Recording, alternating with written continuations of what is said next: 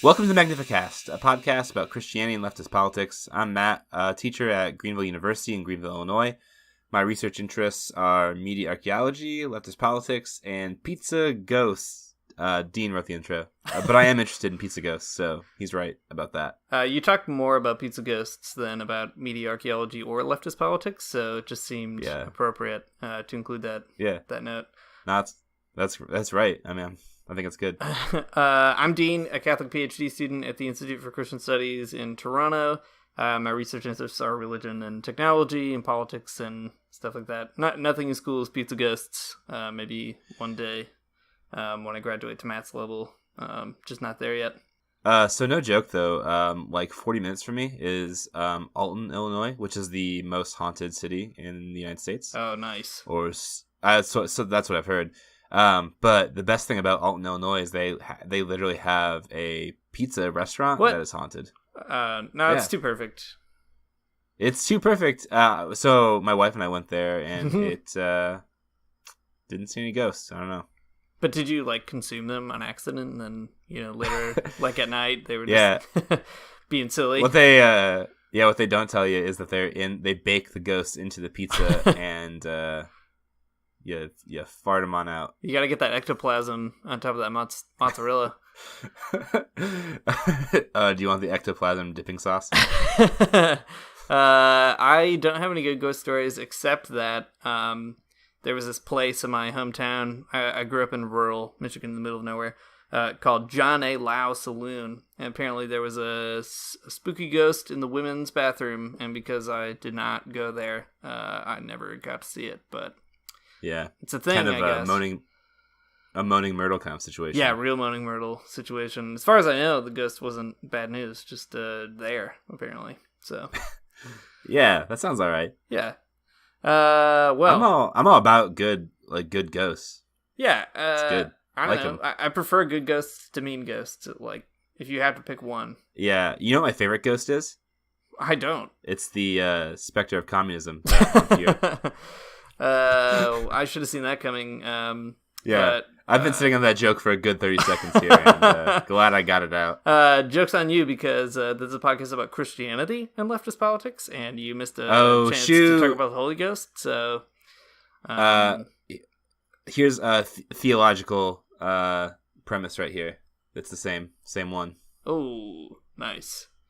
That's fine. I'm okay with it. Just a hypothesis. You can send your letters of heresy accusation to themagnificast@gmail.com. Thank you.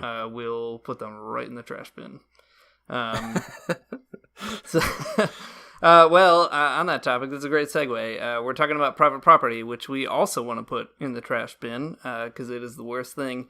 But before we do that, we're going to chat about some iTunes reviews. As far as I understand, we've got some of those. We didn't get any voicemails this week. We did last time. That was very fun. But if you want to be on the show next time, give us a ring at 815-408-0745. It's as simple as that. You call us up, you leave a message, we get the MP3s, and then we put them on the show. So 815-408-0745.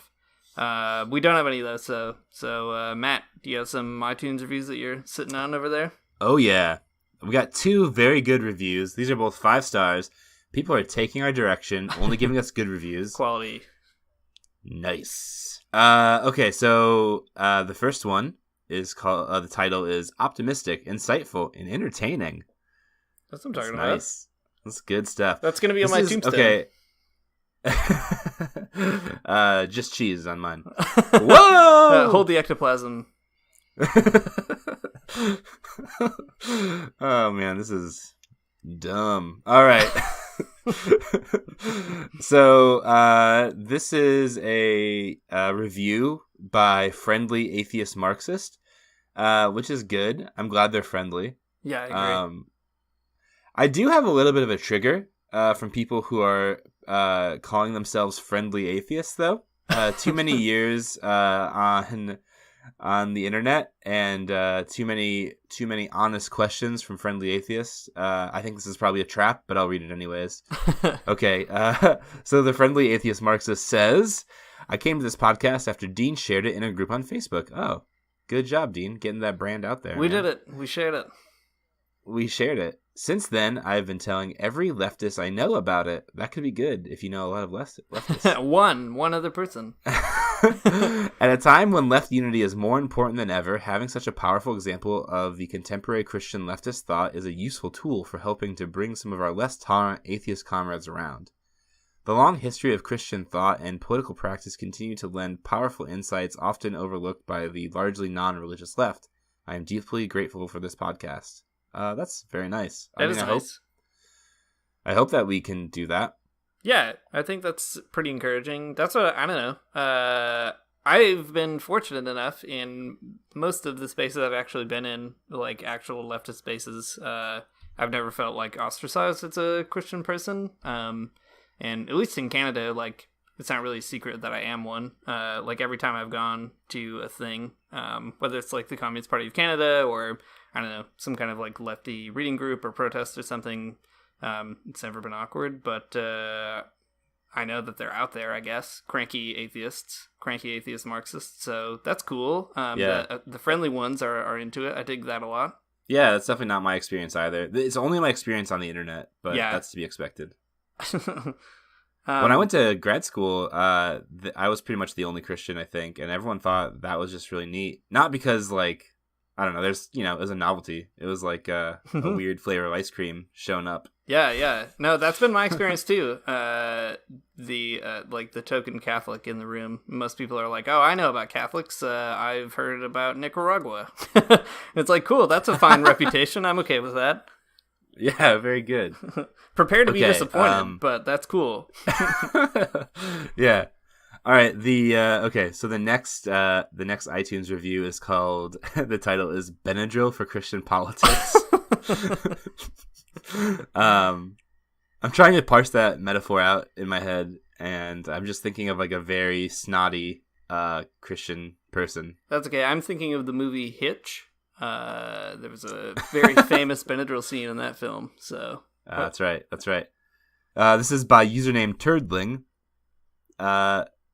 Okay, Turdling's review is typically. Oh my god. Turdling's review is typically I am extremely allergic and suspicious of any Christian adjacent media. Also, probably doesn't help that I worked for a short time at Zondervan soliciting puff pieces for their series on Amish romance novels and apocalyptic prophetic screeds. Nice. I.e. John. Okay, I think I know who this person is, actually. Anyways, good to be suspicious of any Christian adjacent media. That is, get that tattooed on your arm because it is a very good rule to live by. Actually, bind it on your forehead and carry it around. That's a good biblical way of showing how you feel. That's right. Despite this, I gave the podcast a shot due to a recommendation from a leftist friend. I'm happy to say I was pleasantly surprised. After listening to a few episodes, I'd even put it more strongly. These guys are killing it. Oh, nice. Smart conversations. Yeah, that's right. Oh my gosh. Smart conversations, nothing watered down. The Magnificast has won over a very skeptical listener. These are good. I feel good about myself. Yeah, me too. So thank you for those very kind words. Again, if anyone else has anything nice to say about us, put it up there, you know? That's right. It is actually genuinely helpful, apparently, because iTunes, I don't know how it works, but something about reviews, the more you get, the more they reward you with visibility. So that's a cool thing. Yeah. We got to get up there. So let's see, what's the top rated religious podcast right now? I don't know. It's not us. I'm going to guess Joel Osteen's 38 Ways to Not Care About the Poor in Houston. That's my assumption. So, okay. The new and noteworthy section is pretty rough. There's one about Egyptian mysticism. There's one about mindful living.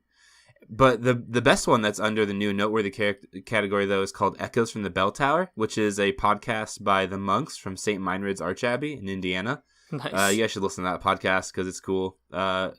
Those are cool guys over there, and they know what's up. Have we ever been new and noteworthy? Is that a thing that we've been on iTunes? I don't know. I would hope they would tell us if we were. Yeah. Well, I guess the thing is you have to be both. Like, we're new, but not necessarily worth noting.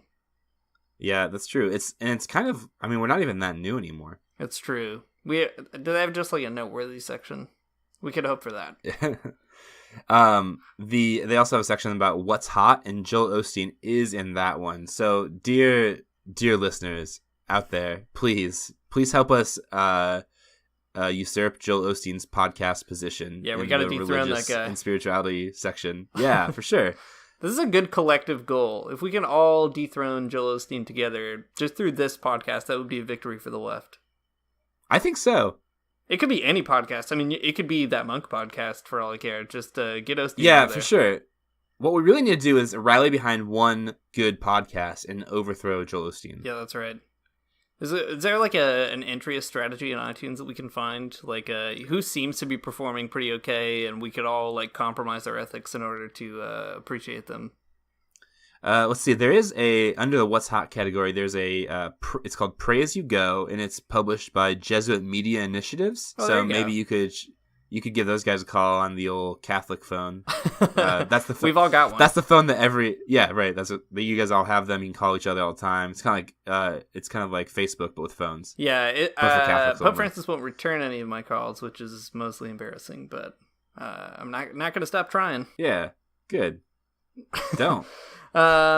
Cool. Well, keep sending us iTunes reviews and help us usurp the golden throne of Joel Osteen, and we'll redistribute his iTunes wealth back to you, the listeners. Okay. Good. Dean, what have you been doing this week? What Man, the goofs. We've got the goofs on this episode. We got some good goofs here.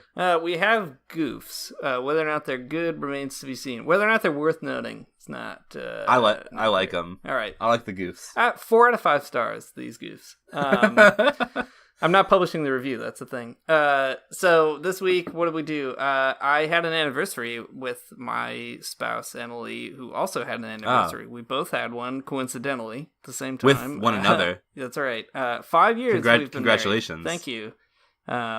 That seems like a long time to be married for 5 years, but like in a good way, not in a, oh my gosh, how much longer kind of way. So that's good. It's good to feel that way on your 5th anniversary. We had some tacos. We went to Second City, the comedy place, and that was pretty fun. Yeah, no corn boils this week, but anniversary, pretty okay follow up to the corn boil week, I'd say. Yeah, it's okay though, because the 6th anniversary is the corn boil anniversary. That's right. That's right. We have to get each other corn boil themed gifts. It's going to be really difficult, but it's a growing genre. So, what about you, Matt? What did you do this week? This week has been exceedingly stressful. School started, classes started, and way too much stuff to do. So, been prepping for class a lot. I've also I've been de-stressing from the whole situation because I'm like super stressed out about it. But I've been playing a video game called Just Cause 3. Nice. And it is good. Is the cause just? Yeah, you're helping lead a revolution in a fictional South American country. So nice. Yup. Yeah, it's good. So it's not just cause like just because. They just made a game just cause. It's just cause. Okay, that sounds good. That's correct. Yeah, it is. It's fun. It's the best part of the game is that you get this like grappling hook, and you can hook the grappling hook on other things that you shouldn't. So you could like hook a cow to a helicopter. That seems like a useful revolutionary tool. Yeah, that's my favorite part of the game is where you fly the cow around. That reminds me of for the proletariat. A game that I played in high school that I don't even remember the name of anymore, but the entire premise of it was shooting people in Nicaragua, and now that I'm older and smarter, I regret renting it from Family Video, so it's a weird synapse firing, but that's what I've got. I remember this one game where you were like a mercenary, but you were trying to take out no joke, you were trying to take out the North Korean like aristocracy like one by one. No joke, I think that's the game. I can't remember what it's called though for the life of me. Do you play as Seth Rogen in it? No, unfortunately not. I'm trying to think of so it's like a Grand Theft Auto like open world kind of game, but you're just always after like the North Korean guys. Oh, that's something. I don't know if you saw it this week, Dean, but there was an article about a North Korean video game where you kill you kill United States soldiers, and Wow. people were scandalized by it. I did not see that. You know, people in the United States though have been killing people from other countries in video games for way longer. Yeah, not so fun when you're on the other side, is it? That's very funny and also very interesting. I wish we should talk to Derek about that. I wonder if he's played that video game. He went to the DPRK, so I'm sure he had the opportunity. Yeah, it'd be really interesting. Video games are cool.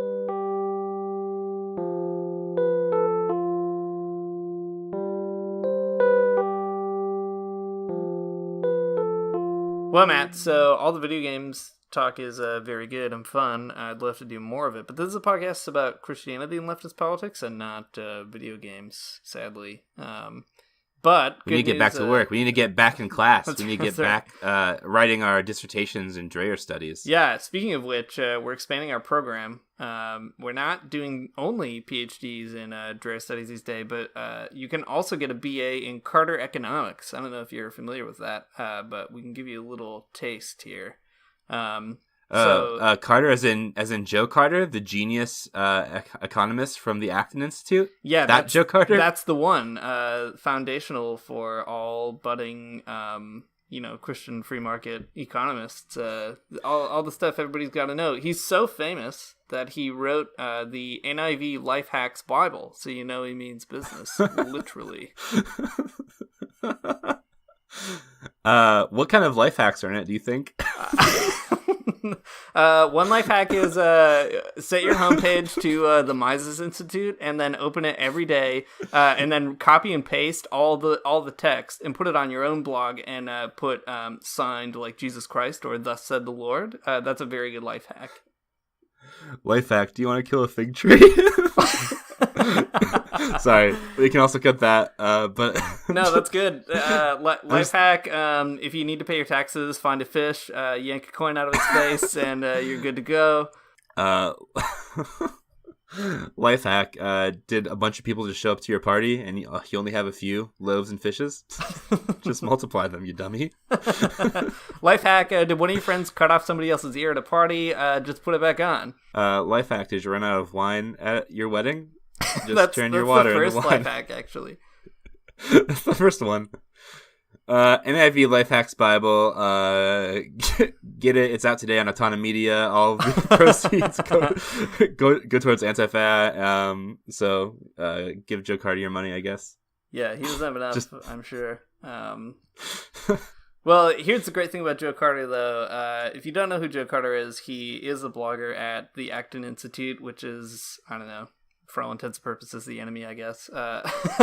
Yeah, very, very real. So I think that's real. Yeah. In any case, Joe Carter writes for them, and he writes a blog. I don't know, rounding up all that's good about free market economics and the Bible and Jesus, etc. So the Acton Institute is like a think tank for Christians who need more reasons to be as capitalists as they've always been, and one especially good Joe Carter thing came out just this week, and it was tweeted with what might be like one of my favorite bait and switch Acton tweets ever. So the tweet was, "There are indeed some issues that all Bible-believing Christians should be able to agree on." Well, that's like a pretty... Sure, that's the kind of thing like loving your enemies. Yeah, exactly. Right? It's probably that one, I think. Yeah, I don't know. Bible-believing Christians. What else could you agree on? Helping the poor will inherit the earth. Like the rich will be sent away empty. Those kinds of things. Things that are actually in the Bible. Or even just like Jesus is Lord. I mean, that's like a solid one, right? Yeah, that's everyone fine. believes in that. Sure, that's probably what Joe Carter means. So that's what you'd think, and then you click on the little hyperlink, and you find out that it is not, in fact, what Joe Carter means. The thing that, one issue that all Bible-believing Christians should be able to agree on, says Joe Carter, is paying your debts.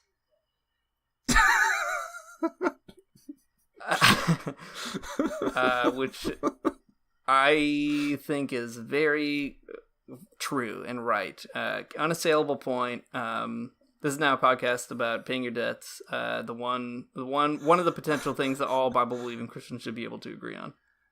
I mean, like, I kind of get it, but at the same time, like, the supreme irony is that no, I mean, like, no, I don't get it. I can't, because every Sunday I go to church and I say, forgive us our debts as we have also forgiven our debtors. And I don't understand what he's talking about, even a little bit. I have no idea. I get it. Like, you give to Caesar what Caesar's or whatever, but... Which are taxes, by the way. I don't know if he thinks those are the same. That's not debts, right? That's not the amateur same libertarian move. That's right. The inability to differentiate between taxes and debts is a very big deal. Yeah, he does have a paragraph where he lists, I don't know, a few Bible verses where he's like, hey, you know what wicked people do? They don't pay their debts back. Or it's like, hey, do you know, what's a bad habit? Bad habit is saying that you're going to pay for something and then not doing it. That's like, those are some biblical passages. But for Joe Carter, that also means, I don't know, like, apparently being the victim of predatory lending and then deciding that, like, that's your fault. Just as biblical. Yeah. What a incredibly bad take. Yeah, I would say among the worst takes. There are a lot of bad takes at the Acton Institute. There was a famous child slavery defense a long time ago. That was pretty good. But this is one of the best, I think. Best as in one of the worst, that is. Right. Best of the worst.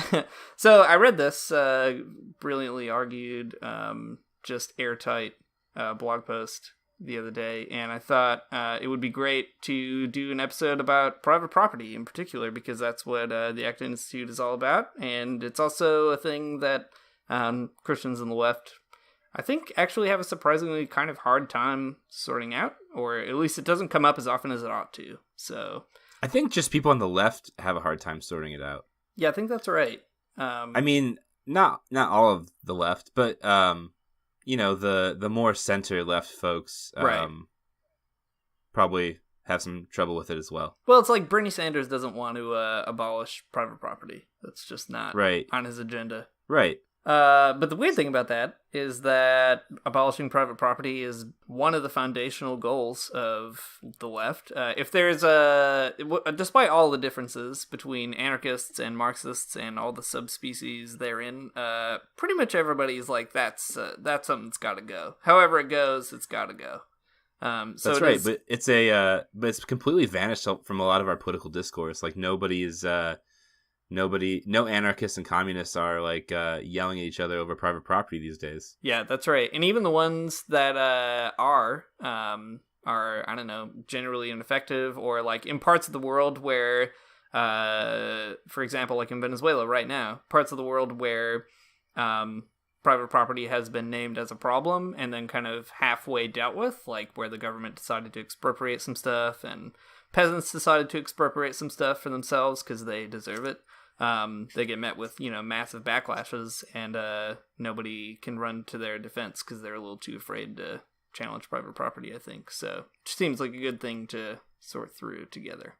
Well, maybe we can just talk about like the anarchist objection to private property, and then we can talk about the communist objection to private property and go from there. Does that sound okay? Yeah, that does sound okay. I've been reading an inordinate amount of Proudhon for the last couple of weeks for no conceivable reason, so I'm prepared for this. The conceivable reason is that it's very good. Yeah, that's right. It actually, Proudhon is very good to read solely because he's like a very good writer. He's just a good writer. No matter what you feel about his arguments, he just knows how to write a sentence. He's got that French Enlightenment, like oomph behind his writing. Makes you want to agree with him. Yeah, Proudhon's legit. Love that Proudhon. Okay, so let's start with the anarchist objection to private property. One of the most famous objectors of private property from the anarchist side of the leftist spectrum is Proudhon. So Proudhon is famous for writing a book called What is Property? And then at the very beginning of the book, declaring right off the bat that property is theft. So answers the question pretty quickly in a good way, in a good and great way. So Dean, can you tell us about Proudhon and property? Yeah, sure. Well, one cool thing about Proudhon is that he is the first person in history to call himself an anarchist. So, got that going for you. But as far as property theft goes, this is kind of where the anarchism comes into play, which is interesting because, especially for Christian anarchists, one of the first things that I think a lot of Christians feel when they think about anarchy is a suspicion toward the state. And that's obviously like a part of anarchism. But one interesting thing about Proudhon is that you can't really answer the state problem without answering the property problem. So when he says property is theft, it's all it's going to come around to the state thing. Just you wait. But essentially, what he says is, if you assume that like without anything, without like societies and governments and all that kind of stuff, this kind of weird natural state of human beings, nobody really has a reason to say that like they own a thing more than anybody else. That's kind of like Proudhon's basic starting point. But nevertheless, we live in societies where people do say that they own parts of those things. And Proudhon says that the only way you can enforce that principle is through government and legal actions. So for Proudhon, like the government basically exists in order for some people to decide that the things that should be belonging to everyone or belonging to nobody, however you want to put it, the government exists to decide that those things should belong to one particular group of people or some people. And that's private property. So for Proudhon, to put it, I guess, the most simply, property is theft because nobody actually owns all that stuff, but some people decide that they do, and that's why they're stealing it. Because the minute you bring it up, you've kind of already, the minute you assume there's a legitimate private property, you've already created the concept of thievery, and lo and behold, property is theft. So bad news bears if you're a private property guy or girl. So it's been a minute since I've read Proudhon, but something I remember really liking too is that property is theft insofar as like, so someone says they own it through legal means, like they make a claim to it, but then like they don't use it, they just let it sit, right? And that's it's also theft in that way, where that land, that property could be being used to produce goods and like things that people need, and it's theft in that way. When one person has the right to just make a decision about how property is going to be used, it takes away from everyone else who could be using it. Right. That's also especially interesting for Christian anarchists, I think, because in the Christian tradition, there's a long history of early Christian writers saying exactly that same premise, that the things that you own that you're not using are actually being stolen from the poor who could use them, but don't have access because they're sitting in your closet or whatever. So on that point, here's a quote from the church father, I think, is John Chrysostom. Is he a church father? Yeah, he's one of the dads. One of the original trad dads. Trad dads. He's got like a tucked in polo shirt, and he's got a holster for a cell phone. He's in church with all his kids. Probably didn't have any kids or something because he was a holy guy or whatever. Anyways, John Chrysostom says, whoa, I don't know anything about church history. John Chrysostom says, the rich have that which belongs to the poor, even though they may have received it as an inheritance. So it's that same sort of idea that is undergirding a lot of what Proudhon is saying, where the rich have it, but it actually belongs to the poor. Like they're just squandering it in some very silly ways. Chrysostom is also famous for basically saying that, like, if you're a rich person, you've got a closet full of coats, you stole all those coats from the poor because they don't have them. So same exact principle. And he also, if I remember right, was he was a preacher in a predominantly kind of wealthy part of the ancient world. So pretty radical dude. Yeah, for sure. Legit. It's cool to see like that same logic though between I don't know, a very important Christian thinker and an anarchist thinker. Yeah, it's also interesting because in What is Property, Proudhon actually has a lot of things to say about Christianity and Christians, and he is critical of the church and the Christian tradition, but he regularly like goes out of his way to say that he doesn't think that Christianity should be like chucked out, or that what he's up to is like a total demolition of the Christian tradition or something, which is what he could do. Like a lot of other French people at that time were doing that. But instead, what he did, or what he says, is that he's making these criticisms precisely so that Christianity can kind of rediscover that radical core in itself. And it's done like in the service of religion rather than as opposed to it. So there's a real kind of self-conscious picking up of those threads, I think, in Proudhon. Yeah, that's good. Thank you, Proudhon. You did it. You did it. It also reminds me of some other things that pop up elsewhere in anarchist theory. Like, there's a pretty fun book by Peter Kropotkin, who's a Russian anarcho-communist. And it's a book called The Conquest of Bread. I don't know if you've ever read it, but it's pretty fun. He makes an argument for luxury anarcho-communism in it, which is very good. It was written in 1906, so that's like a cool thing. People might as well read now. It's like over 100 years old, but full luxury space communism is right there. It's all there. It's on the rise again. That's right. Well, one cool thing that he says in there, I just pulled this passage out and I'll read it real quick. So he says, all is for all. If the man and a woman bear their fair share of work, they have a right to their fair share of all that is produced by all, and that share is enough to secure them well-being. No more of such vague formulas as the right to work, or to each the whole result of his labor. What we proclaim is the right to well-being for all. And that's like a pretty...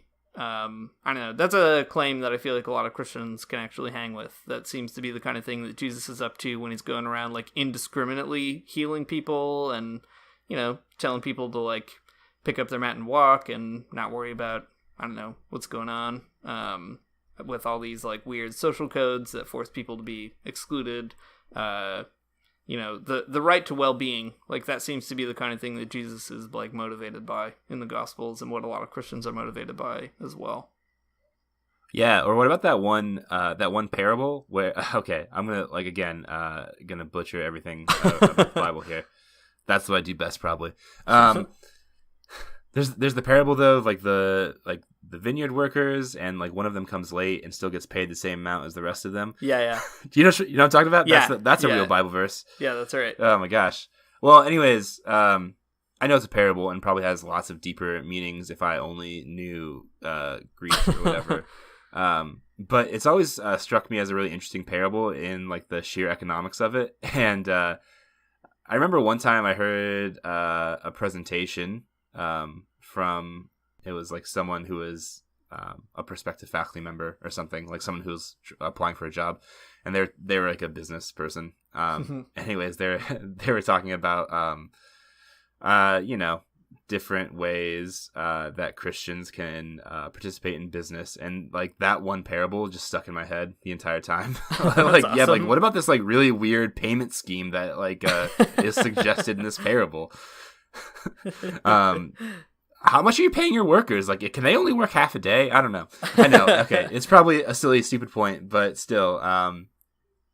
Yeah, it is like a parody of wages, I guess, in a very cool way. I don't know. Some biblical person is going to be like, you're completely wrong, but I don't care.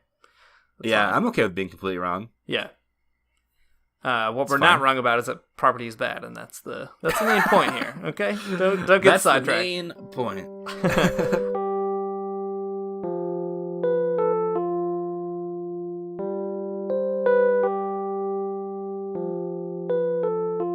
So there are a lot of cool anarchist things to say about private property, more than what Kropotkin and Proudhon say. But Matt, maybe you could talk a little bit about like communist objections to private property and what's going on there and how they get to that similar point despite kind of being from a different leftist tradition. Yeah, I can do that. Okay, so the communist approach to property and private property is slightly different than that of the anarchists. It's not necessarily that property is theft, but there's just a problem with a very specific type of property. Okay, so I'm no John Greenaway, so this probably won't be a very fun theory time. But in the Economic and Philosophic Manuscripts of 1844, that's the young Karl Marx, if any of you very orthodox Marxists are listening out there. Played by Jude Law in an upcoming HBO special, the young Marx. uh, That's a young Pope joke, by the way, for those of you that aren't following along. I was going to try to make a Game of Thrones connection. I'm not going to do it, though. Yeah, okay. Just laugh to yourself as if I had that. Leave that to the liberals, am I right? Okay, so in the Economic and Philosophical Manuscripts of 1844, Marx starts talking about the relationship between the worker and the worker's labor. And this is a really important part for understanding property, sort of from this Marxist communist perspective. So I'm going to read a few lines here, and we'll see where we get. So in this section called The Strange Labor, Marx says, the worker becomes all the poorer the more wealth he produces, the more his production increases in power and range. The worker becomes an even cheaper commodity the more commodities he creates. So what Marx is describing here is the way that the more the worker produces, the less his work is worth. The more that he can be sort of mechanized and that labor can be streamlined through different management techniques and designs and so on, the less the worker, him or herself, is worth. So that's an important thing. But things get even worse for the workers as we read more in Marx. As usual. As usual. So the worker is pushed to make more and then is worth less. This sort of thing happens to the worker, a sort of existential situation where the workers, the product of the worker's labor is alienated from the worker themselves. So the thing, the most intimate thing that they're doing, what they're doing with their hands, sort of manufacturing a product in a factory or whatever, becomes very detached from who they are as a person. So it's no longer sort of like an artisan crafting, a violin in some very specific artisanal style or whatever. It's now just an assembly line of workers crafting identical violins for mass production. So Marx calls this alienation, the alienation of labor. Let me find one quote here really quick. Okay, so on this point of alienation, Marx says, the worker therefore only feels himself outside his work, and in his work feels outside himself. He is at home when he is not working, and when he is working, he's not at home. So this this situation of labor, of industrialized labor, is problematic because it puts the worker in this weird position where when he's at work doing whatever workers do, you start feeling outside yourself. You start putting your brain on autopilot and just doing what you're supposed to do, and that's it. So you start feeling very alienated from that thing that you're creating. It's like that thing that you're creating is no longer really your own.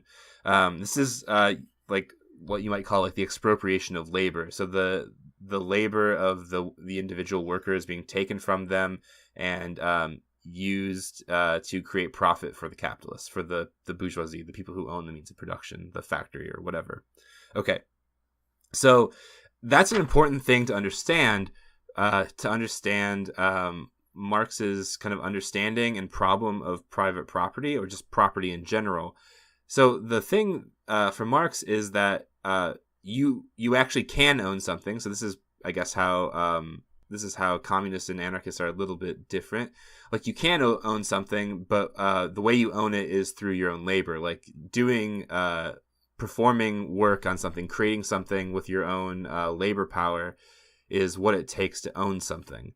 But the problem with capitalism is that it doesn't recognize this, and it actually steals the product of the workers' labor from them, and someone who ought not make money off it makes money off of it.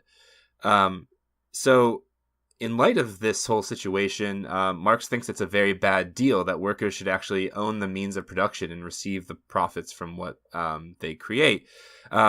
And in light of this, one of the main political points that Marx puts in his program when he writes the Manifesto of the Communist Party is not just a welfare plan or something like that, but actually the abolition of property in land and application of all rents of land to public purposes. So Marx thinks that, like the anarchists, but for different reasons, that private property should be abolished. Does that make sense? Yes, it does make sense. I think it's interesting to kind of just compare this a little bit with what has been sparked, I guess, in the United States, in leftist conversations and also in Christian conversations over the years. I'll start with just like a really cool, encouraging example of where this kind of thing comes into play, I guess.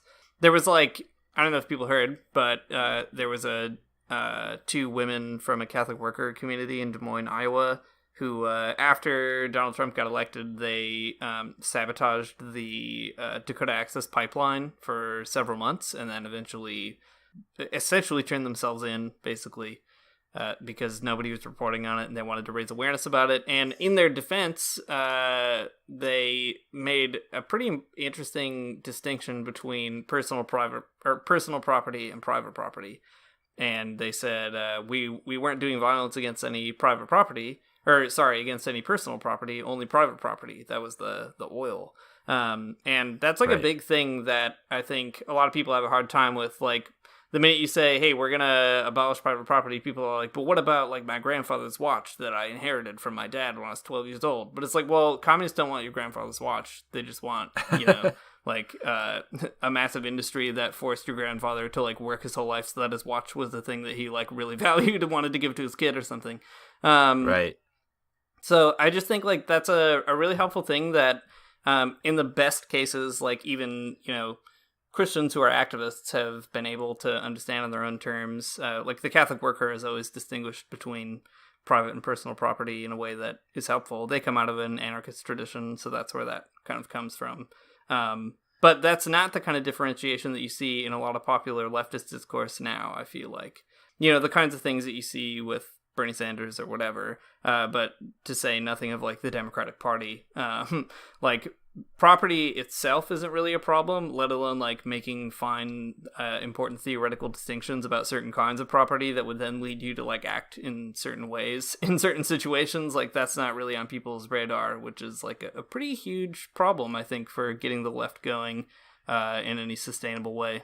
Yeah, I agree. I mean, I think that, building a welfare society is, I think, a very good idea on the whole. Yeah. But I guess that shouldn't be the end goal for leftists. I mean, that would be short-sighted, I think. Right. I mean, like the Bernie Sanders types folks, I think, are good and fine insofar as they have like a very reasonable goal. Right. Like, free healthcare, free education, etc., provided through taxes and so on. But leftists have never been about those very reasonable goals. Right. Leftists have been about a pretty historic list of demands that working folks should receive. Maybe like Kropotkin would say, just well-being for all. I like that actually a lot. I mean, Marx had some other ideas about what people ought to demand politically. Not just the abolition of private property, but like a very progressive tax on the rich, like the abolition of inheritance, that kind of thing. But you're right, though. But you're right overall. A lot of the leftist discourse today is about largely reformist things. Yeah, and which, like, good, yeah, but exactly. Like also want more. Yeah, like reform is good insofar as what we have is extremely bad. So, like Band-Aids are important, but they're not, solutions to like very gaping wounds that capitalism continues to like reopen every single day. I think that's kind of the biggest thing. And the interesting thing about conversations about property on the left is that people have not believed the same things about property for the entirety of human history. Get this weird narrative among some people on the right that, I don't know, capitalism is the natural way that humans are. Like, this is just what humans are like. But, like, that's not true because no human thought of private property in capitalist terms until capitalism was a thing. So, for leftists to poke holes at that, it really not only helps to clarify the situation, but it also opens up these imaginative horizons that allow people to think otherwise. And Christians have, I think, a unique opportunity to really engage the property problem because Christianity has been around longer than capitalism, and Christians didn't always think about private property in capitalist terms. In fact, there's a lot of pretty problematic things that capitalism had to overcome in Christianity in order to, rejig some of the theological commitments that were present in earlier forms of Christianity in order to make things like speculative capital and the ownership of private property possible in the first place. Yeah. So, Dean? What do you think? What do you think Christians can gain from these different leftist approaches to private property? Like, what does that give us? How does that work for us?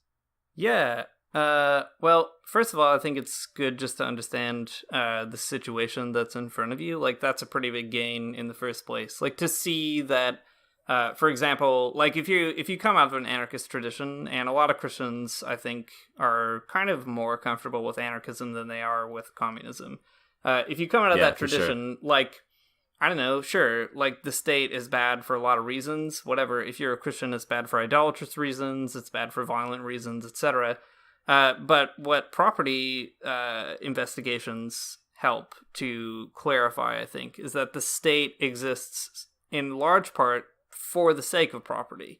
So to protect property. Exactly. And that's the thing that a lot of Christians, I think, just have a hard time seeing. And so some of these analyses just really help to clarify that. And it helps make sense of situations on the ground. Like, so anarchists, in case you didn't know, don't like police officers. And one thing that they say about the police is that they're not just protecting law and order, they're protecting private property. And it's fascinating when you know that, to watch how police talk about themselves or about other things that they're trying to do. For example, like one of my favorite things to do is to watch police Twitter feeds when like a big thing is happening somewhere, like whether it's Baltimore or Ferguson or something. Inevitably there will be a tweet about how they're keeping private property safe, or, no private property has been destroyed yet, and that's like a badge of honor. And, it helps if you come at that from the left, because you can sort of see that as not just like an innocuous police thing to say, but actually a very open declaration of what police are for. There's a really great example of this over the past week. So, as I would imagine every person in the United States probably knows, people have been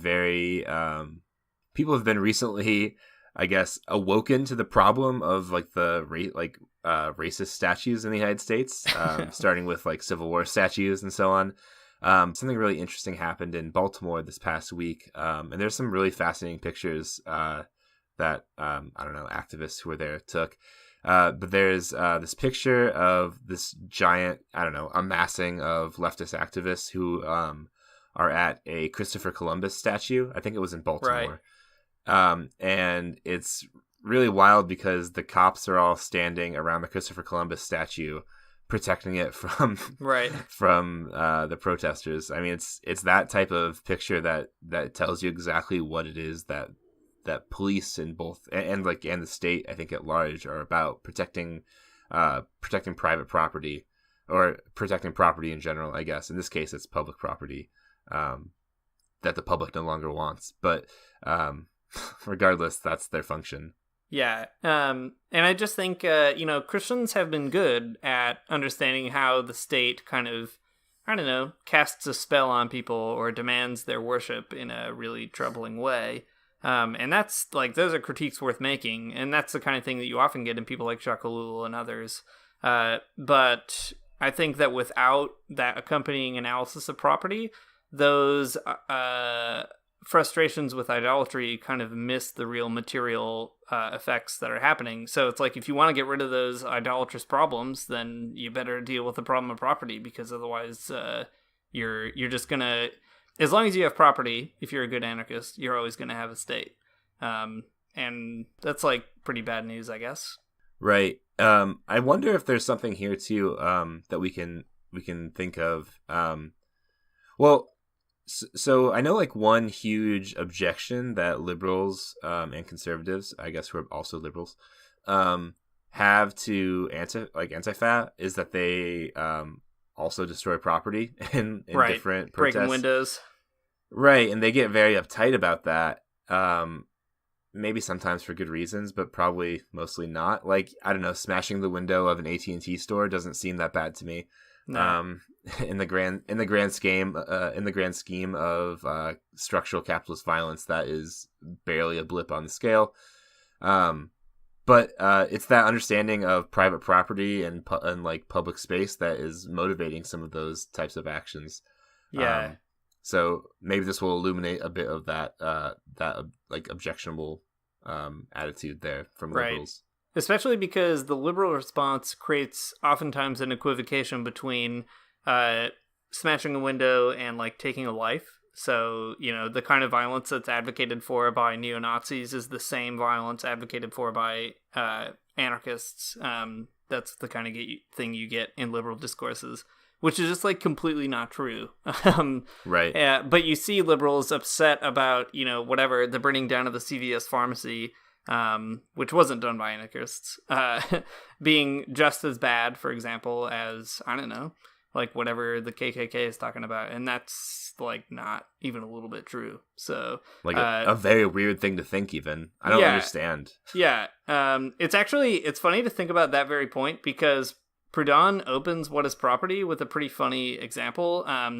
So I'll just read it because I have it in front of me. He says, if I were asked to answer the following question, what is slavery? And I should answer in one word, it is murder, my meaning would be understood at once. No extended argument would be required to show that the power to take from a person their thought, their will, their personality is a power of life and death, and to enslave a person is to kill them. Why then, to this other question, what is property, may I not likewise answer it is robbery, without certainty of being misunderstood, the second proposition being no other than a transformation of the first. And that's like a very important question to pose to liberals in exactly that way. If slavery is murder. We all understand that in a certain naive way. We don't have to say anything more about that. Well, property is theft. Like, that's not really a logical leap. If anything, like, property is theft, it's probably less of a logical leap, at least I think, than saying slavery is murder in a certain way. So, I don't know. Right. Like, these kinds of discourses just clarify that. But do you think, Matt, is there a way that communist objections to property also kind of illuminate it differently? Because they come at it from a different kind of way than anarchists do. Sorry, do they illuminate the situation with anti-fat differently, or I should have said more. Do they give Christians on the left, or just people on the left in general, I guess, do communist objections to property give those people, give us more tools to kind of understand the situation at hand, and what are they? Like, what is it about the communist objections to private property that Christians could sort of internalize and then put to good use? Yeah, I think that what the communist framing of the problem of property does for Christians is it gives us a way to understand. It gives us a way to understand like the way that people relate to their labor in everyday life. So I think that's like the most helpful thing. Just like there's all kinds of stuff in the Bible that, when we talk about biblical views of labor or something like that. We think about, the workman is worth their wage or whatever. And that's a nice thing to say and is true, by the way. But it leaves a little bit more to be desired, right? To say the workman deserves their wage and that the more and the faster the worker produces, the less that worker is worth to their boss is like completely, it's not the same. Right, one gives you a little bit more understanding of what that situation is in terms of labor and in terms of property. Right. There's another point here too that I think Marx is helpful, and I didn't get to it the first time when I was talking about Marx. So I'll do it right now. Marx also in the manifesto says that private property is already done away with for 9/10 of the population. This is again helpful for Christians because it's a way to recognize the poor in more than just spectacular terms, right? It's a way to recognize that that people like showing up to your church asking for a donation, right? Like those people might be poor, but there's another and more structural way of understanding who the poor are and like who the oppressed are. That like private property is done away with for most of the population. Structurally capitalism does this, that it concentrates wealth with only a few people and leaves the rest of them relatively propertyless. I don't know. I can't say the word right now. So I think that what Marxist and communist assessments of labor and property do are kind of give us just like a metric by which we can judge the world and kind of compare it to I don't know, our Christian ethics or morality that we should be bringing in. One more quote because it's good, if that's cool. Yeah, you can't have too many quotes on this podcast from people that are smarter than us. Quote cast, yeah. So over the past few weeks, I've been referencing Richard Gilman Opolsky a ton because his books are very good and because he is a personal friend of mine.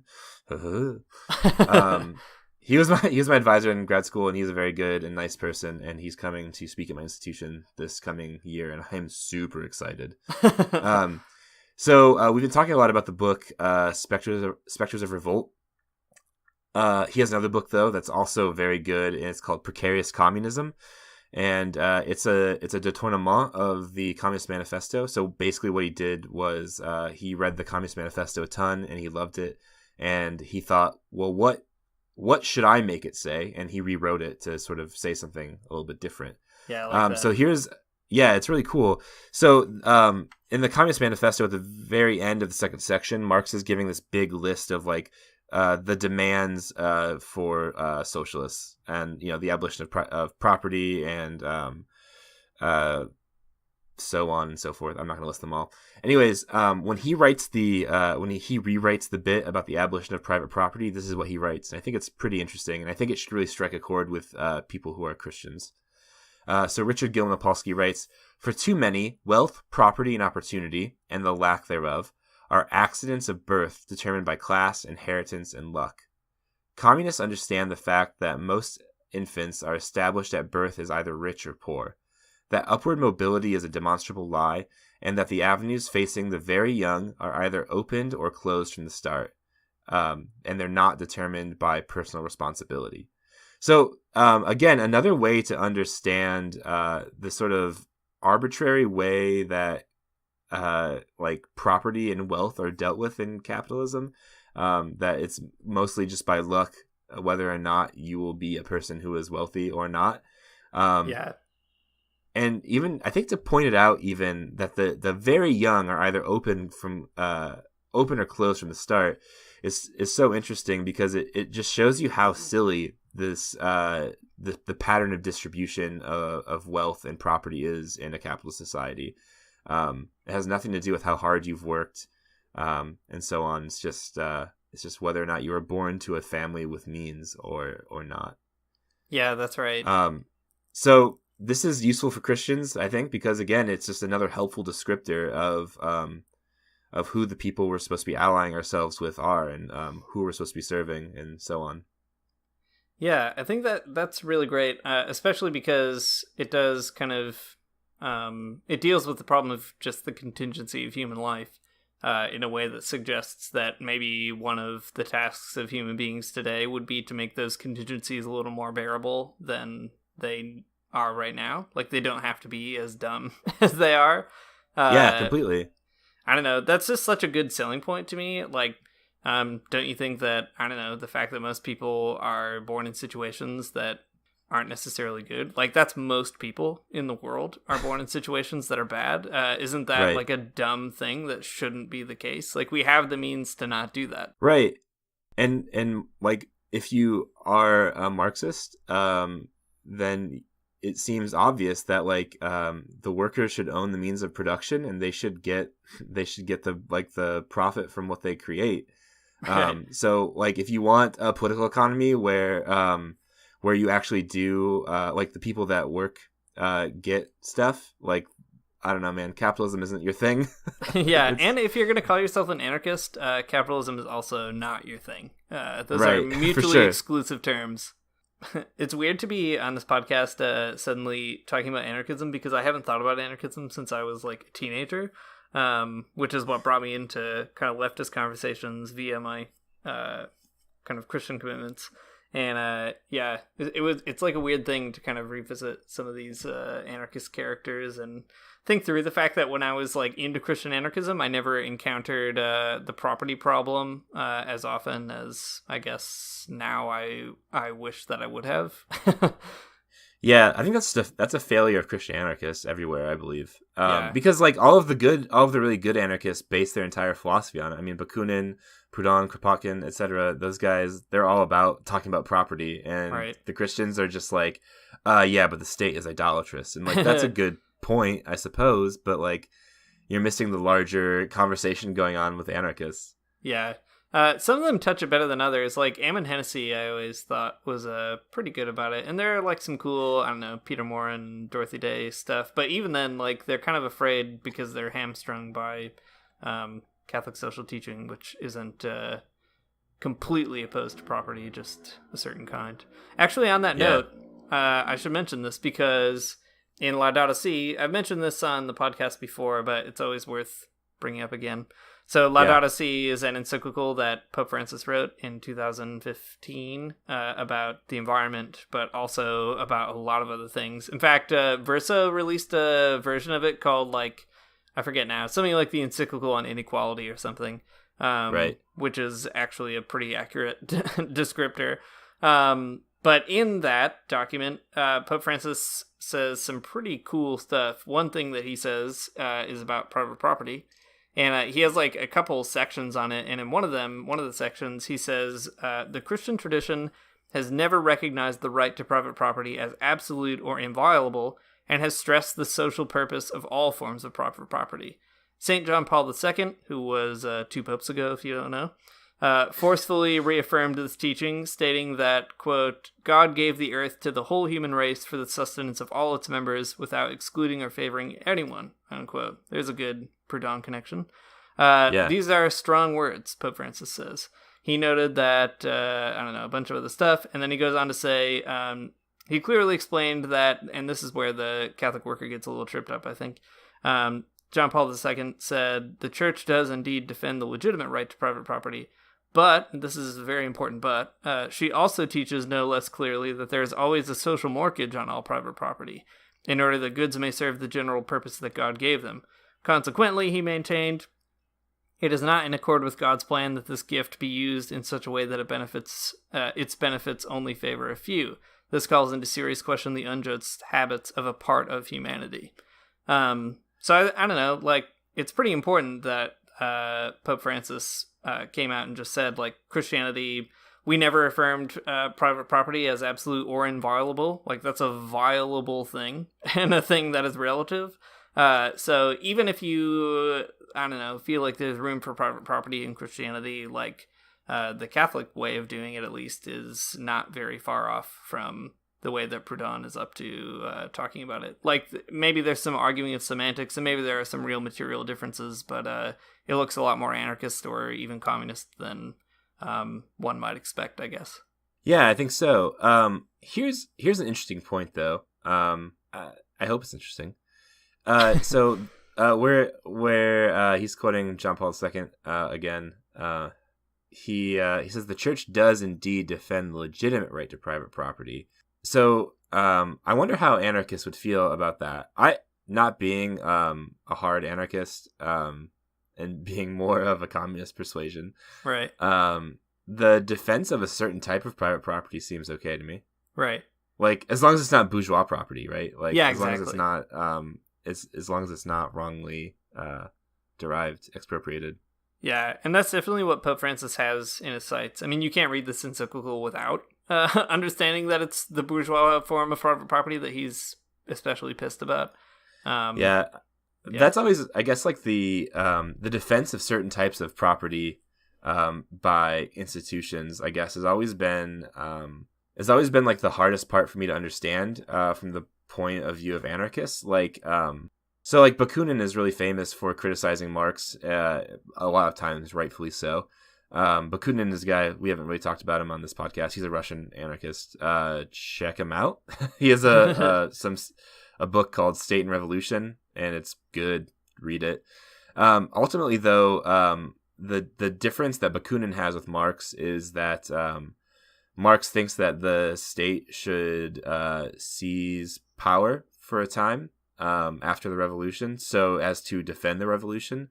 Where Bakunin thinks like that's just making a good thing bad in doing so, because like to have power, would kind of defeat the purpose of the revolution in the first place if you're an anarchist. Anyways, the defense of private property, legitimate private property, is a position that I think is easy for communists to hold, but more difficult for anarchists to hold. I don't know. What do you think, right. Dean? No, I think that's right. It's also some of the Catholic worker writings have identified even that problem in their own kind of conversations with anarchists in the 20th century. I guess it's maybe a barrier, but it's also like you have to ask a Catholic what they even mean when they're talking about private property. Like oftentimes I think what a pope means by the legitimate right to private property is not the same thing per se as what Proudhon means or what Marx means. Sometimes It's not even clear that like, sorry, popes, it's not clear that you know what you're talking about when you're talking about private property. So I mean, but at least the Pope is like saying something meaningful about private property. I don't think there's any Protestant on the planet that exists right now in a place of power that's talking about private property in a meaningful way. They just think it's like natural law kind of stuff there. Right. And I think it's just important to recognize that there are actually more commonalities in terms of the suspicion toward bourgeois property between the Christian tradition broadly construed and anarchists and communists specifically. Pope Francis himself said that communists are people who think a lot like Christians. I mean, he's been very friendly to communists. He's formed in Latin America, where, communism was a thing that Christians got into in a big way. And around the world, like anarchists and communists have enjoyed the support of Christians and vice versa. There were a lot of Christians who joined, there were a lot of worker priests in particular who joined anarchist trade unions and communist trade unions in France and Italy and Spain. So, on the ground, a lot of these distinctions fade away because there are ways of translating the concepts. I think once you say that private property is not inviolable and is not absolute, it's not really clear how how you could create a state that would defend it in the way that capitalism does, for example. Right. So lots of good wiggle room in there, Yeah, exactly. That's the key. Catholic wiggles. That's what you want. Catholic wiggles. All right. Well, Christianity has a pretty complicated relationship with property. But I think that looking to some prominent leftist thinkers, Marx, Proudhon, Kropotkin, Bakunin, and probably a lot of others, they can all add some helpful diagnostics to the Christian analysis of the capitalist political economy. Yeah, for sure. They give us some other eyes to see, for sure. That's a Bible verse in there somewhere. That's a Christian reference. Thank you. The abolition of bourgeois property, for example, can add some valuable insight for Christians insofar as it supports the poor and discourages idolatry. That's a big deal. So Christians ought to have a different orientation toward wealth and private property in general, but it's not always easy to parse out what that orientation should be or what it should look like.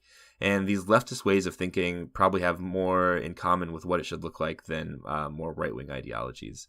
And after all, in Christian liturgy, we're always asking for the forgiveness of debts and to forgive those who are indebted to us. So let's just keep on doing that. Yeah, if there's anything that a biblical Christian should agree on, it's forgive your debts and your debtors.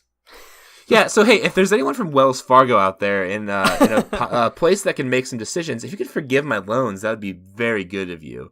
Yeah, one of my favorite things is Trilling Navient, which is the company that bought all my student debt. That's the thing I like to do on Twitter.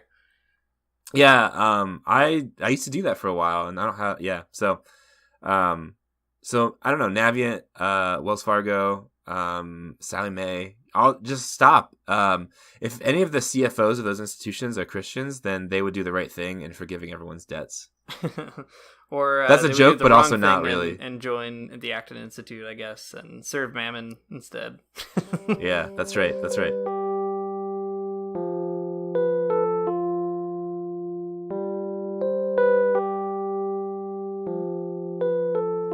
Thanks for listening to the Magnificast. Like us on Facebook, tweet us on Twitter, fave us, or whatever it is that you do on SoundCloud. But if you have time, it's actually super helpful to have iTunes reviews, as we said earlier, because it gives us more visibility. So please do that. Also, we can read them on the show, and that's fun to do. You can subscribe to our newsletter called The Manifesto, where we collect articles, book quotes, and more things that we're reading, that sort of thing. And we usually write like a thing or two about an inspiring Christian leftist or like an idea or something. So, something to wet your leftist whistle, if you will. And if you like what you heard and you want to support the podcast, you can donate on our Patreon. All this stuff is at our website at themagnificast.wordpress.com.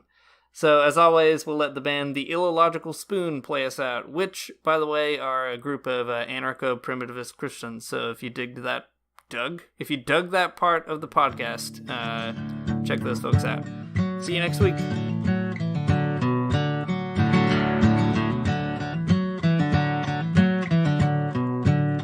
I don't wanna get up for church in the morning, souls alive. Heaven come to earth and there won't be no church. We'll meet down by the riverside. There we'll swim with all creation. Never get tired, never bored. Don't worry, someday there'll be no dam between us and our Lord.